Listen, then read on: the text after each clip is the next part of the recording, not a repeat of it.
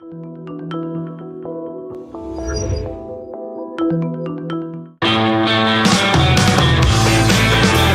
is the Gerry Callahan Show.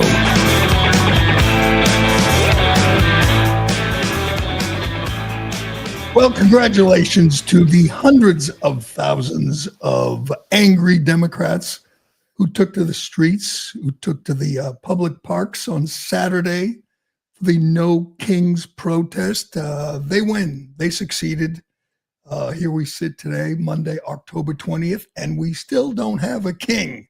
The government is still shut down against the wishes of President Trump. There are still judges looking to overturn everything Trump does. There's still Democrats who are going to win elections, including a Marxist Muslim in New York. So I'm pretty sure the king has failed to stop Kami Mamdani. He's failed to reopen the government. He's failed to stop Democrats from protecting illegal alien criminals around the country. So good job, Democrats. You did it. You stopped us from having a king. Was there anything sillier over the weekend than listening to these fools, these clowns? Hell, there was a No Kings protest in London. Who wants to tell them, hey, you have a king. We don't have a king. But I guess that's the best they could come up with. It was nice and simple, so all the brainless lemmings could repeat the mantra and say, no kings.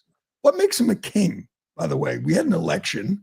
He won the election. He won it handily. He won all the swing states. He won the Electoral College by 80-something. It was a rejection of Kamala Harris and Joe Biden and the Democrats.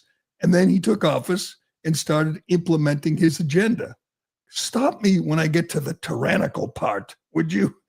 Of course, it didn't have to make sense. It just had to motivate the mindless sheeple who took to the streets. And I attended the No Kings protest in Boston because I like to, I like zoos. I like going to the zoo, and I felt like I was going to the zoo watching these geriatric fools come out with their signs and express their anger. It was really satisfying as someone who supports the president to just see how pathetic, how weak, how old the resistance really is. It was, as you probably heard, average age, I'd put it at about, 77.3. It was not quite as old as the U.S. Senate, but it was old. It felt like a field trip from the Sunshine Home. It was a nice day. They let everyone go out, put them on buses. Hey, they had an activity. They got to make signs saying 8647. A lot of that going on, a lot of death threats, but it gave them purpose. Gave these old, weak, pathetic, confused people purpose. The average woman looked like Katie Porter or Rosa DeLauro from Connecticut. The purple-haired bag lady, I believe, is 82. She was well represented. These were her people. It was kind of like a Catholic mass, a weekday mass, 7 a.m., That is about what you saw in this crowd. Really old, really angry, really ill-informed. They told them, Trump is coming for their whatever, Social Security, their Medicare. And they got motivated and took to the streets. The average man, I'd say he looked like Jerry Nadler, or maybe Gary Busey or William Macy, kind of disheveled, kind of haggard, malnourished. Those were the old folks, which, they were kind of cute. I had no problem with them. But the young people who showed up at these rallies, that's what worries me. I'm going to say right now, there were more communists, more socialists than there were capitalists. I blame this, once again, on our education system. We have failed. We'll get to the educators who were out there in front of the cameras calling for the death of Trump and ICE agents and Stephen Miller and everyone else. But this was amazing to me. I I know I'm old, but when I was younger, when I went to school, when I went to college, hell, I went to UMass Amherst, about as woke and radical as any place. I don't remember anybody celebrating communism, celebrating socialism. How did we get here? Clearly, it's the fault of our failed public education system that we have young people who have who believe the solution to all our problems is communism. You think I'm exaggerating? Here's a photo I took, waving the flag, the hammer and sickle flag, proudly. And they had all these booths set up, and half of them were some strain of socialism. These guys were flat out hiding nothing. We're communists. Communism is the solution. Get the girl with the t-shirt. That's what they say. That's what it says on their t-shirts, on their signs. Socialism is the solution. They were everywhere. If the crowd were, I don't know, obviously, there it is. Socialism is the future. That's what it's on their shirts. These young people, these college students, these people in their 20s, they're not just fighting Republicans. They're fighting capitalism. Hell, our free enterprise system. How did they get this idea in their heads? From public schools, I'm going to assume, from the universities, from all our elite institutions who are telling them that capitalism is the problem. This wasn't just about Trump. This was about America. And Republicans were absolutely spot on when they said this was a hate America rally. Hell, I saw more American flags upside down than right side up. That signal of distress. There were literal hammer and sickle flags, hammer and sickle shirts, and they weren't hiding it. They were signing people up to join the movement, to join their effort to overthrow the government and install socialism, communism. You wonder, how do we get people? Here's the question that was answered to me the minute I stepped on Boston Common. I ask this all the time. Who in the hell votes for Liz Warren and Ed Markey and Ayanna Pressley and Michelle Wu and Chris Murphy and Bernie Sanders and AOC? These people do.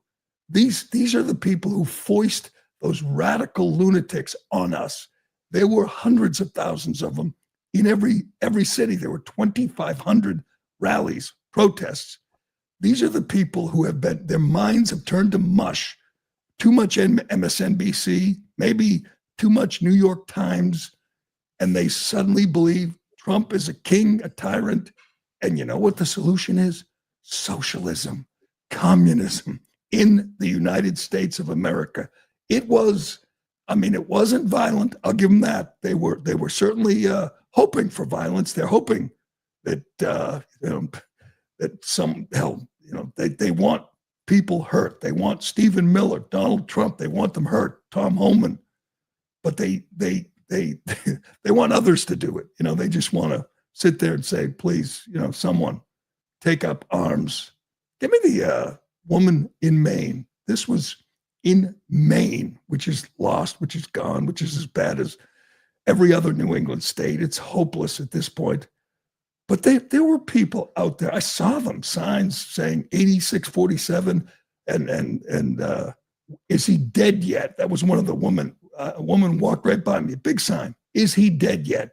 Here's a woman in Maine showing up at the No Kings rally on her birthday. And here's what she is hoping for. And look how unashamed, how open she is about hoping the president of the United States gets killed.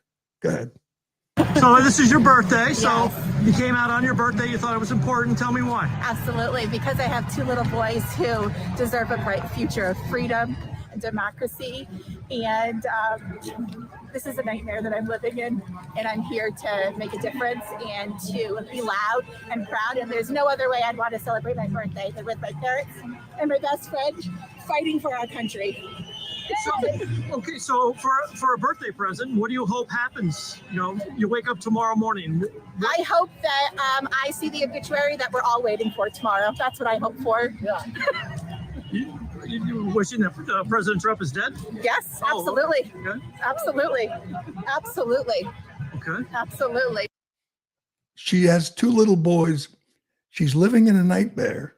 I would have thought that was from the main wire. Good job. But my follow-up would have been, what makes your life a nightmare, lady? She looks like exactly what you see. There were thousands of people like this.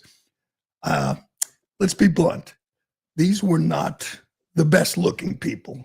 They were mutants and misfits and just outcasts, all finding camaraderie and all hoping the president dies. This is a woman who said she's got kids, worried about the future. And she says that on camera. I want for my birthday for the president to die. These people are sick.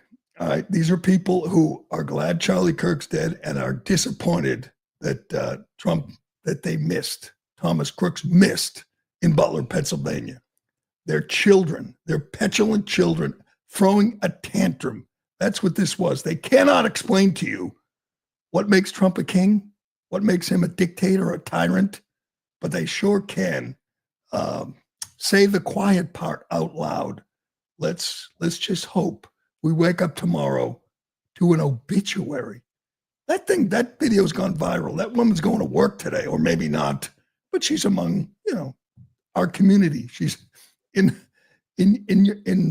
someone's town interacting with people after saying, I want one thing for my birthday. I want the president dead. There was not a lot of violence with these protests, but there sure were a lot of wishes, hoping for violence. And the amazing thing is, I know these people want Trump dead, Stephen Miller dead. They want Trump overthrown. I'm not sure what they think happens if Trump dies. J.D. Vance becomes president. J.D. Vance is pretty damn based at this point. He is going to change nothing. Hell, it might become even more tyrannical if J.D. becomes president. But that's what happens, lady. It's not like if Trump dies, you don't get Kamala Harris or Gavin Newsom. You get J.D. Vance. I wonder if she thought that through. But it is, the remarkable thing is when they say things like this on camera, obviously we know, they think that. We know that they were disappointed in what happened in Butler and what happened in West Palm. We know, hell, there was one guy with a sign that went viral saying, we need better snipers. But give me that guy, this guy. And you do not need someone to do the deep dive to find out who this man is. It took about 10 seconds for someone to find out. He works at a college, Wilbur Wright College. Yes, most of these lunatics who are hoping for violence, death, are educators. Again, goes back to the problem we have. These kids growing up thinking communism, socialism is the answer. Violence is the answer. Look at him, perfectly respectable looking guy. Looks like, your neighbor. Here he is in front of a big crowd with the mic saying we need to shoot ICE agents. This is in Chicago. This guy is employed at a college teaching your kids. Go ahead. You gotta grab a gun. We gotta turn around the guns on this fascist system. These ICE agents gotta get shot and wiped out. The state machinery, that's a full display right there, has to get wiped out. The ICE agents have to get shot. All right.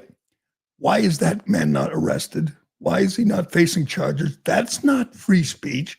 That's inciting violence, clearly, in Chicago, where there is real violence, attacks on ICE agents. And he's saying, ICE agents need to get shot. We need to arm ourselves. That is sick.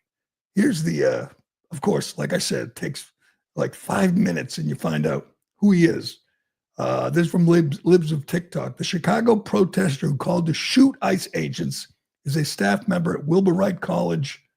Why is Chicago City Colleges employing violent lunatics who call for the death of ICE agents? Good question. I wonder if he wakes up the next day or whatever that night and says, maybe I shouldn't have said that. Maybe he's proud of it. Maybe he doesn't care because there is no accountability. How come he's not arrested? Can someone explain that to me? Go ahead on the chat line. Tell me, why is he not arrested? He was just one of many. Again, liberals were celebrating MSNBC because there was no violence. They predicted that the Trump administration or Republicans or, I don't know, Proud Boys would bait the protesters into violence. It didn't happen because there were no Trump people infiltrating the crowd and causing violence in these protests. They're disappointed, but it doesn't mean they don't want violence to stop Trump. These people are sick. And you know what? They were happy when Charlie Kirk got assassinated. They can't even hide it. Check out this woman, again, in Chicago, where there was real violence that night. Look at this person. She's pretending to get shot in the neck, mocking somebody. This guy driving by had some tribute to Charlie Kirk, had some sign saying, we love Charlie Kirk. This woman pretends to shoot herself in the neck, mocking them. Guess what she does for a living? If you guessed, well, there were two possibilities, a nurse or a teacher. Those were the two choices. Go ahead, Ironhead, take a guess. Nurse or teacher? We should play this game when these people expressly call for violence or celebrate violence. That person, as I describe them all, this is a person who can't control her emotions, who can't keep it to herself. She's in the front of this crowd. She is, like I said, like a typical protester, obese, disgusting human being, just a hideous, ugly human being who can't control herself, who has to mock a Charlie Kirk fan by pretending to get shot in the neck. You want to guess, Ironhead? Teacher or nurse? That's your choice. I would have initially probably guessed Wall Street in some fashion, but I'm going to have to go with nurse because I should have a third category. Neck wound. Teacher, nurse, or congresswoman. Those are your choices. Because again, another Katie Porter lookalike. They all must, they all go to the same Weight Watchers group, and it ain't working.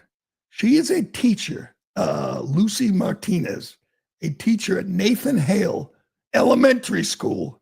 That's who's teaching your children.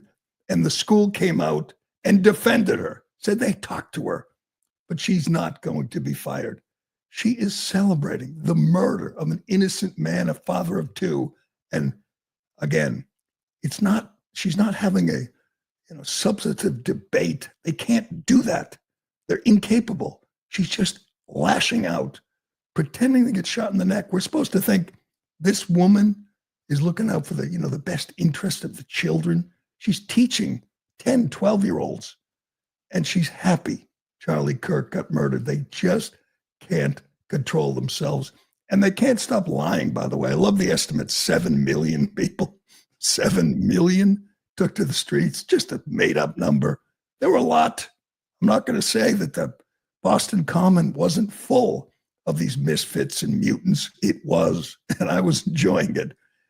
People were asking me online, what are you doing there? Well, I like going to the zoo. It was kind of like going to the circus. Here's a video they played on MSNBC to claim that Boston Common was full. And what was the headline? Something like, I don't know. Something about 100,000 people. What did they say? 100? Didn't they say like millions of people take to the streets or something? Yeah, millions of people. And they show you this aerial shot of Boston Common, which is pretty damn full. Credit to them. They showed up. In 2017, this was not Saturday. They had a big crowd. It wasn't that big. So they can't even tell you the truth about that. That is a lie. MSNBC lied and showed you an old video claiming it was Saturday just to make, you know what? They had big crowds. It was a big crowd. And it was not something to be proud of when you have people literally calling for the death of their opponents, literally calling for communism, literally supporting Hamas. There was that too. There were free Palestine people, and I'm not sure they kept up with the news, but the king, the tyrant, he just essentially freed Palestine. We'll see if it holds. He got the hostages out, and there's no one sitting there saying, that's a good thing. They don't care. Nothing matters other than stopping, other than hating Trump. That's what they do. I was there for Liz Warren up there screaming. It was great because the sound system was terrible. And obviously, like Ed Markey is a moron, so no one could hear him. He came out with a trans scarf. That's your junior senator in Massachusetts, this 80-year-old man with a trans scarf. And they love that in this crowd. I'm not sure most people are thrilled about it, but it was uncomfortable around these people. And it was certainly the answer to my question. Who elects these fools? Who elects, Liz Warren? These were her people. These were angry, bitter old ladies, angry, bitter old men, and young communists, young socialists. Scary. It was frightening, but that's what they wanted. Huge crowd. They got it. They want to stop Trump. I'm not sure how, other than a sniper's bullet, they plan to do that. And you never heard any of the speakers, any of the people talking, any of them explain exactly what makes him a tyrant, what makes him a king. It was incoherent from the beginning. The whole idea that you could do this under a monarchy, under an all-powerful king, is just so silly. I mean, yeah, he's a king. Why can't he stop you? Why do you allow this? Why can't he open the government? Why can't he get any of his executive orders to hold up in court? Because he's not a king, but they don't care. Trump was asked last night as he flew back from Florida to D.C. about, him being a king. What's it like being a king, Donald? And he just, laughs it off. Go ahead. What's your response to the protests over the weekend, the No Kings protests? I think it's a joke. I looked at the people. They're not representative of this country. And I looked at all the brand new signs paid for, I guess it was paid for by Soros and other radical left lunatics. It looks like it was. We're checking it out. The demonstrations were very small, very ineffective, and the people were whacked out. When you look at those people, those are not representative of the people of our country. Mr. President, besides San Francisco... By the way, I'm not a king. I'm not a king. I work my ass off to make our country great. That's all it is. I'm not a king at all. He wishes he were, but he's not a king at all. All right, before we move on, give me that Chicago clip, because all day they were celebrating. There was no violence. And for the most part, there wasn't any resistance. I couldn't find a counter protest. I was looking for the counter, my people, and they weren't there. They just let the kooks have their fun. Here's Chicago as sun set after the nonviolent, peaceful protests. This is incredible. This is Chicago, outside Chicago at the Broadview detention facility. Just another night with smoke bombs and fireworks and violence. Is that nonviolent? Does that not look nonviolent? Just another night in our third biggest city. And they show up and attack ICE agents and attack the building. And this is considered nonviolent. Just people expressing their First Amendment rights. It's not going to end. This is a place where the governor and the mayor and every single elected Democrat supports these people. Is that a communist flag he's wearing as he runs toward the smoke bomb? Good move. Oh, they got their gas masks on. That's not nonviolent. And it's going to continue until Trump sends in the National Guard or sends in federal law enforcement.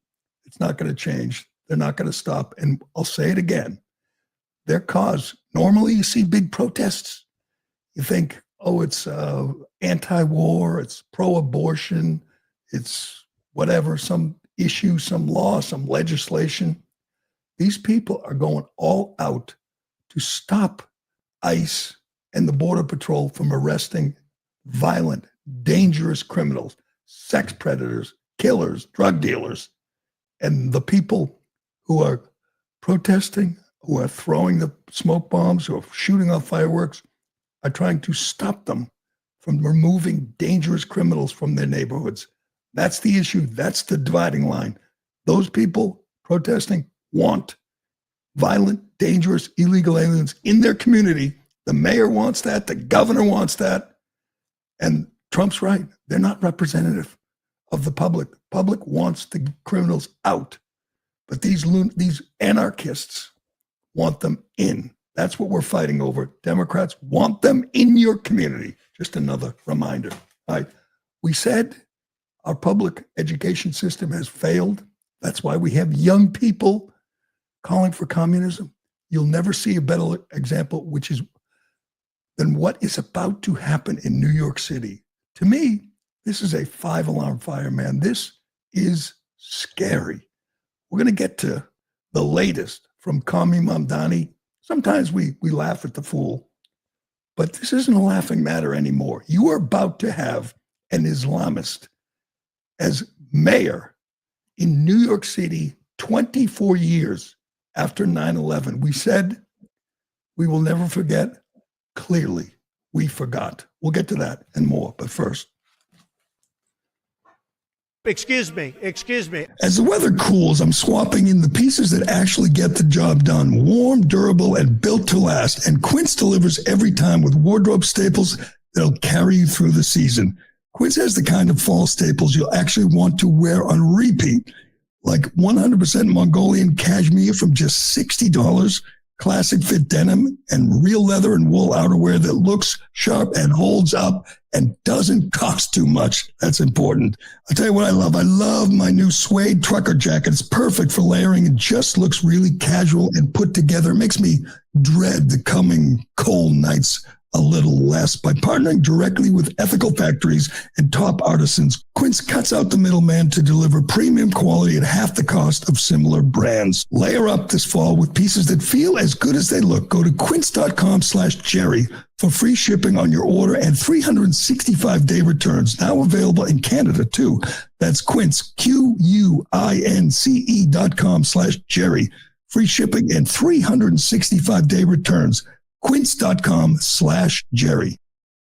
All right, we are 2 weeks away, 2 weeks and 1 day away from New York City voters showing up and electing a Muslim Marxist as the mayor of our biggest and most important city. Now, we see this. We see radicals in the Democrat Party in most big blue cities. Hell, we talk about Brandon Johnson in Chicago, or Karen Bass in LA, or Michelle Wu in Boston. Clearly, that's who big blue cities like to elect. Radicals, just complete lunatics. This is different. What's happened in New York is different. And we have reached the point where Zoran Mamdani has such a big lead over Andrew Cuomo and Curtis Sliwa. He's going to win. We know that now. Sliwa may drop out. It won't matter. It'll cut he's up, I don't know what it is, like 17 or 18 points on Cuomo now. Sliwa drops out. It's going to be, 5 or 10. He's going to win. And he's going to fundamentally transform New York City. And just the thought that we got to this point 24 years after 9/11 in New York City is just so disturbing, so frightening. Everybody, every decent American should be paying attention to this and saying, something is wrong here. He's not even playing around anymore. He is throwing it in your face. He knows he's going to win, and he's telling you what he's going to do. Here is page 1 of the New York Post on Saturday, I believe. Photobomb. Mamdani in gleeful selfie with World Trade Center terror-linked imam who called for jihad in New York City. Yes, that's where we are right now. The next mayor of New York City is making appearances with a radical Muslim imam who called for jihad in New York City. His name is Siraj Wahhaj, an unindicted co-conspirator in the 93 World Trade Center bombing, which killed 6 people. This guy testified on behalf of the blind sheikh who orchestrated the terrorist attack. If this were just some local assemblyman, it would be disturbing. This is your next mayor. What the hell is going on in New York City? This was at a mosque in Bed-Stuy, and he made this appearance, smiling, happy, celebrating. He said it was a real pleasure, he said, to appear with Siraj Wahhaj, who is just, the fact that he was involved in a bombing in New York City, that's just part of it. The story is incredible. And I know the media will cover it up. Hell, lots of Democrats, AOC and Bernie and Kathy Hochul are endorsing the radical Muslim who will not condemn Hamas, will not call for Hamas to disarm, who will not condemn globalized intifada. He is pretending to be woke. He's pretending to be in favor of the supportive of the LGBTQ community. You know what this guy said? Siraj Wahhaj, he said the LGBT movement is a disease on our society. And he appears with them a month before the election. Will the wokesters wake up? Will they care? Do they know what they're voting for? Or is it just about free buses and, taxing the white people? It is hard to believe. This is Siraj. It's out in the open. This is not some hidden thing that was uncovered like the text from the Jay Jones, the attorney general candidate in Virginia that was uncovered from years ago. This is out in the open. He's telling you who he's aligning himself with, who is going to get much more influence and power in New York City if Mamdani wins. Here is Imam Siraj Wahhaj, a close friend and advisor of the next mayor of New York City. Go ahead. You don't get Americans because it's the American people. You get Americans because politics can be a weapon to use in the force of Islam. It is an honor to die to that. Yes, an honor. You want to defend this country. You know what this country is? It's a garbage can. It's filthy. Filthy and sick. Every day they will go to school and they'll put an American flag in front of these little babies, Muslim babies. I pledge allegiance to the flag of the United States of America and to the republic for which it stands. Bullshit. He had the pleasure of appearing at a campaign stop at his mosque. Remember, he thought it was disqualifying that Andrew Cuomo hadn't visited a mosque and couldn't name his favorite mosque. And this guy shows up in a mosque run by an unindicted co-conspirator in the 93 World Trade Center bombing, who supported the blind sheikh, who calls the FBI the real terrorists. How is this not disqualifying? How is every decent Democrat, I don't know if they already left, not denouncing this radical? He is lying to you when he tells you, he's a typical liberal, a Democrat socialist who wants to protect LGBT rights and drag queens and march in the gay pride parade. That's just an act.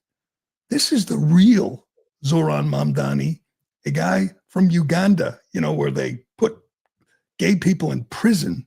You think Imam Siraj Wahhaj is going to, break bread with the gay community and they'll all get along? Of course not. He is a phony above all else. He's a radical Muslim who's going to empower people like this, who's going to turn New York City into London, who's going to encourage more mosques to be built and more people like Imam to be involved in the city government, in New York City. Good luck to all the Jewish students, Jewish people in Brooklyn. Good luck to them. Some of them are going to vote for this guy, which is incredible. But how is this not the biggest story in the country? We're doing this 24 years after 9/11. We're doing this 32 years after he was involved in the bombing of the World Trade Center. After we've seen what this mindless open borders has done to European cities, and we're going to do it to our biggest and most important city. I don't get it, man. This is not funny anymore. This is not cute. We're not laughing anymore. They're going to elect this phony, this slick, smiling snake oil salesman who is not even pretending anymore that he's moderate or centrist. He forget the free buses, forget the free health, child care, forget we're not going to prosecute criminals, and we're not going to allow ICE, and we're going to close Rikers and legalize sex work. Like I'm sure a lot of radical Muslims want to legalize sex work. That's all pandering to the far left, to the cat ladies in the Upper East Side, to the students. What the real agenda is doing what they've done in all over Europe. Hell, all the major cities in England have Muslim mayors. Their goal is Sharia law. Their goal is no-go zones for the NYPD, which he wants to defund. And they're going to elect him. Like hundreds of thousands of people are going to go to the polls in 2 weeks and put that guy in office. It is, I don't know if there's any coming back from that after he's in office, after he implements all his radical policies. Again, we're going to sit back and watch the downfall of New York City, but it doesn't have to be this way.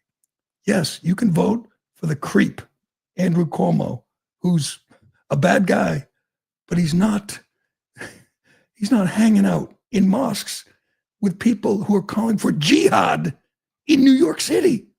That's what this guy's doing. He wants a jihad in New York City. He wants Muslim to take over New York City, and he's going to be at the right hand of the mayor in a month and a day. It is just sick. It is just sad. I don't know how we got here, but we got 2 weeks to wake up, people. Wake up, New Yorkers. Wake up, Jewish voters. Hell, wake up, everybody. I don't care what religion or ethnicity you are. You can't have that as a mayor in New York City. We got so much to get to on this Monday. I want to get to dinero, but it's finally happened. Ironhead Karine Jean-Pierre has done it. Someone wrote her book for her. Hopefully she's read it, because she's going to hit the book tour, the promotional book tour circuit, and it's going to be hilarious. You thought Kamala Harris was embarrassing. These are, hell, I got to include Ketanji Brown Jackson, but I think Biden did us a favor. He showed just what a disaster DEI can be. He picked Kamala Harris because she's a woman of color. He picked Karine Jean-Pierre because she's a woman of color. Same with Ketanji Brown Jackson. They have all been disasters. Karine Jean-Pierre was a terrible press secretary. She was awful. We played you the clips every day. She was laughably ill-prepared, ill-suited for the job. But, she knocked down barriers. She was the first gay, black, whatever, to get the job, and she was terrible at it. Here is a story from Yahoo. Former Biden White House press secretary Karine Jean-Pierre unleashed on the Democratic Party in an excerpt from her new memoir, explaining why she decided to become an independent after years as a party flack. This is an excerpt from her book. Biden seemed to be totally at peace with his decision to drop out, but I was stunned, my feelings a blur. I was angry and sad. I was enraged and heartbroken that this man had given more than 50 years of his life to serving the American people. And in the end, he'd been treated poorly by members of his own party. It was horrible. Her new book's called Independent. She's allegedly an independent. She left the Democrat Party because They forced Biden out. She says, the Democrat Party had defined my life, my career. Everything I've done to make people's lives better had been connected to it. The party was the vehicle that allowed me not just to have a front row seat to history, working first on Obama's campaign and then in his administration, but also to make some history of my own. Oh, God.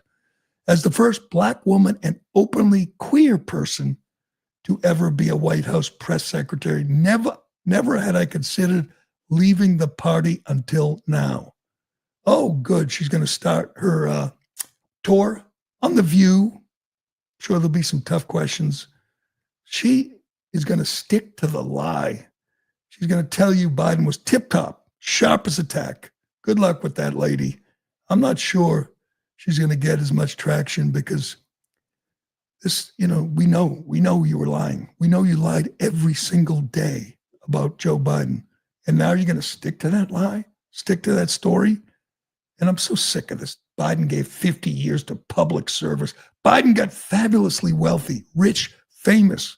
That was his goal when he went into public service, to get rich, and he did. And we know how he did it, by selling out the country. And this woman's going to act like he was storming the beaches of Normandy, for Christ's sake, gave 50 years of his life. Oh, and she did too, gave so much to public service. Oh, you're just so selfless. It'll sell. People love this stuff, and there'll be a few juicy nuggets that her ghostwriter made her put in there. I don't know what she's doing now. I'm sure she's at some Ivy League school and some phony job, but good luck. We'll be watching. We'll see the highlights of her appearance on The View. The View says that conservatives refuse to go on, which was because they're afraid of them. They don't ever have any concern. They should, because they got to have debates, but they don't want to be exposed as the dummies they are. And as soon as they said that, all these conservatives came out and said that they literally reached out to The View when they were promoting something to come on, and they won't have them on. None of them. They do not want conservatives on. And they lied and said conservatives are afraid. Nobody's afraid of you, Joy Behar, Sonny. Nobody's afraid of you. They would love to come on and expose you.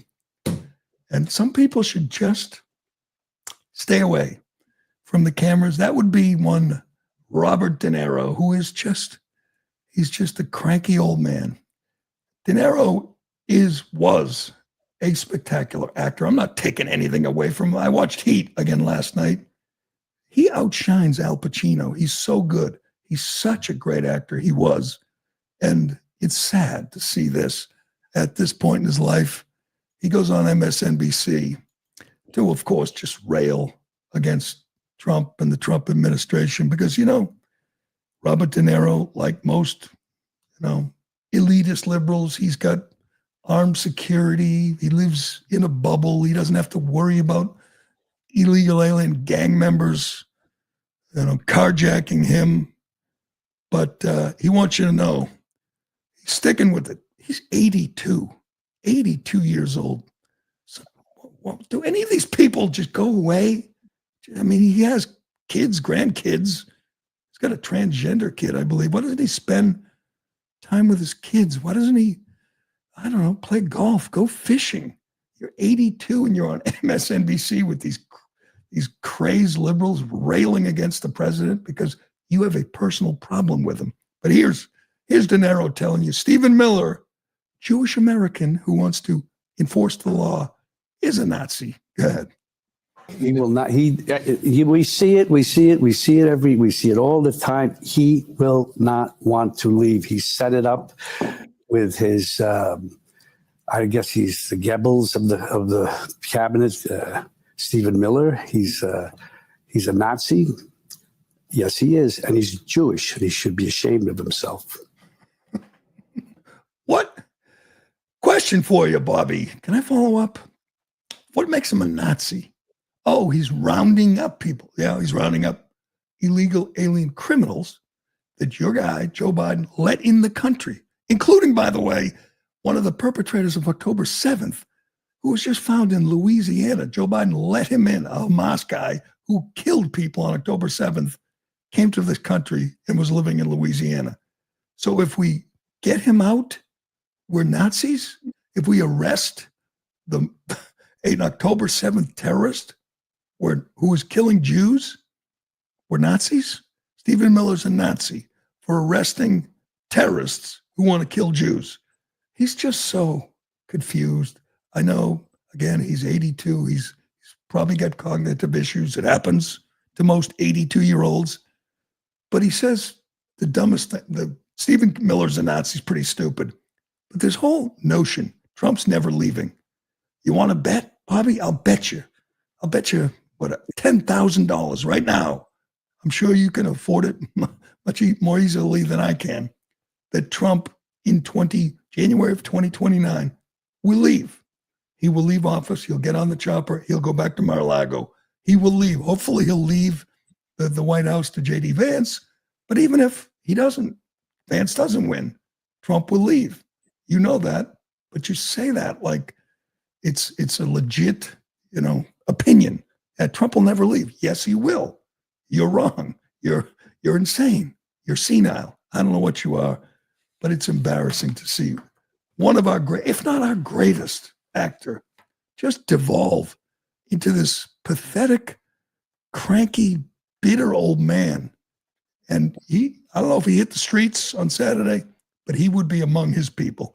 Lots of cranky 82-year-olds who got out of the nursing home for a day and made their little sign and showed up at the No Kings rally. All right, before we go, I have to say I went to these people that downplay October 7th make me sick. I mean, they always have. God knows, you know what side I'm on. But I went on Saturday to the Nova Music Festival exhibit. And let me just say, it was incredible. It was powerful. It was intense. It was infuriating. They have this traveling exhibit to pay tribute to the victims of the terrorist attack on October 7th. It should be, this is what that teacher in Chicago, that elementary school teacher, or that professor from Chicago, this is what they should be showing in their classes to the kids. This was a real educational experience of what happened. This whole exhibit, it's in Boston for a couple more nights, then it's on to Chicago. I don't know where it goes after that, but I highly recommend it. It's just so intense. They have the room set up just like the Nova Music. They have tents. They have a bar that's the actual bar from the Nova Film, the music festival, with the bottles exactly where they were. And of course, they have the video of the people just having a blast, dancing, enjoying it. There were 3,000 to 4,000 people there. 411 were murdered that day, and they have pictures of all of them. And these are beautiful young people, just mostly women, just young people dancing, having a good time. And these monsters broke through the fence, came over on their little hang gliders, and just started shooting them, killing them. They have an actual bomb shelter that had 29 people in it. It's the size of a small bathroom, and they jammed 29 people in there. And then the terrorists started throwing hand grenades in and killed most of them. And there's a woman who was at the bottom of the pile of dead bodies who survived, and she tells her story. You go through it and you just have tears in your eyes. They have the messages. It's kind of like the 9/11 museum, where they have messages that some of the victims left for their family before they were slaughtered. And it just blows you away. And you're thinking, they kept it low. It's kind of low key. You know why? Because they don't want protesters. They don't want these Free Palestine, globalized intifada scum showing up at the exhibit. So they have to worry. They have security, and they have to worry. They had protests in New York when they did this, paid tribute to the innocent victims of October 7th. And this trash, this pro-Hamas trash showed up to protest. Sickening, but I can't recommend this enough. There's a survivor, a guy who escaped, who talks, who meets with the crowd, tells you his story. And these are just amazing people, young people. These were hippies, to use our terminology. These were peace These were peaceful people. They weren't armed. They weren't militant. They hate war. Many of them lived near Gaza because they promoted peace between Palestinians and Israelis. Some of them actually worked bringing Palestinians to Israel for cancer treatments or medical appointments. They wanted cooperation. They wanted peace. And they ended up dead, shot dead at a music festival. We can't forget that. I mean, we have forgotten that in much of this country, and we have forgotten it in New York City. But we have to remember how it all started. Savages, subhuman monsters killed women and raped their corpses. That's what they did. And we have people on college campuses in New York City waving their flag and supporting them. It's sick, absolutely sick. All right, that will do it. We didn't get to the NFL, Ironhead. I know you wanted to, but big win for the Patriots. Their quarterback is perfect. He's perfect. He's flawless. They're going to the playoffs. He's breaking Brady records already. Yep, he is 21 of 23. He's got it all. He has no flaws. Let me just say, Drake May has no flaws. The New York Giants, if you're one of those people who roots against the Giants, man, what a day. Broncos score 33 points in the fourth quarter to come back and break the Giants' hearts. That was just an amazing, amazing game. But Patriots are damn good. They have a coach, they have a quarterback, and they're going to the postseason. That's my summary of yesterday's action in the NFL. 2 games tonight. I'm excited. I don't know if there's a Manning cast, but 2 Monday Night Football. That's better than 1. Can't get enough of the NFL. But that will do it for today. Thanks for watching. Thanks for listening. I'm Gerry Callahan. This is the Callahan Show, and we will do it again tomorrow. He will not. We see it. We see it all the time. He will not want to leave. He set it up with his. I guess he's the Goebbels of the cabinet. Stephen Miller. He's a Nazi. Yes, he is, and he's Jewish, and he should be ashamed of himself.